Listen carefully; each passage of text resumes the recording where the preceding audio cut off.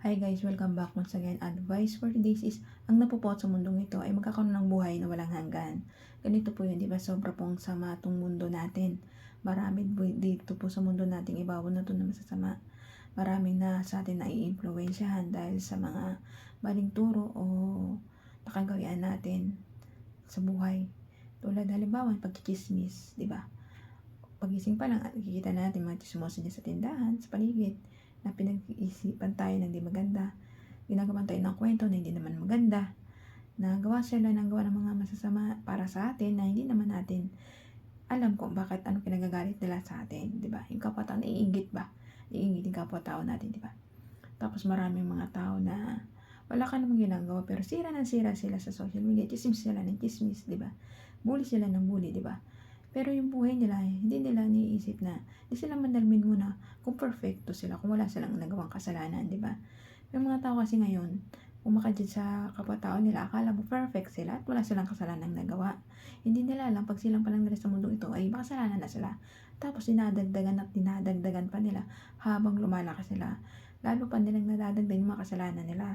So wala sila ng choice, kundi gano'n na, ulit yung mga rhythm ng buhay nila, paggawa ng kasalanan na paninira, panlulubak, pagnanakaw, pagpatay, ganun, pananakit ng mga kapwa-tao natin, pagsagot sa mga magulang natin, di pagsunod sa magulang natin, di pagrespeto, di ba? Ganun. Kaya mga tao minsan napupuot sa mundong ito kasi puro nakasama yung mundong ito. Wala nang maayos, wala nang matino, napapabarkada yung iba dahil dahil sa mga maling sistema nilang ginagampanan sa kapaligiran nila, di ba? Pero kung isa kang taong mabuti at iisip mo lang ikabubuti ng kapwa-tao mo, at tsak maliligtas yung kaluluwa mo. Yung taong napupuot sa mundong ito ay tsak magkakaroon ng kaligtasan sa buhay, sa kabilang buhay. Magkakaroon siya ng buhay na walang hanggan kasi nga kinakapuotan yung ang mundo na ito. Kasi nga sobrang sama na ng mga tao dito, halos wala nang paglagyan, di ba? Sobrang inggit, sobrang tismis, sobrang paggawa ng mga masasama nilang gawa, lalo na yung gusto ng laman, nakikikabit, nakikiagaw ng asawa na may asawa, jowa na may jowa, di ba? Wala na silang Diyos sa kanilang pagkatao, puro nakademonyuhan ang nasa isip puso't nila. Pero kung ikaw nanonood sa akin, nagsisisi ka po sa mga kasalanan mo at nagbabalik loob sa ating Diyos amang buhay na nasa langit, pinagsisisihan mo ng buong puso't kaluluwa yung mga kasalanan mo at bumalik ka sa ating Diyos amang buhay na nasa langit at tsak na tsak papatawarin ka niya. Ililigtas tayo na ating Diyos anak na si Jesus Christ sa ating mga kasalanang gawa. Si Jesus Christ po ang siyang pumuto na ating mga kasalanan.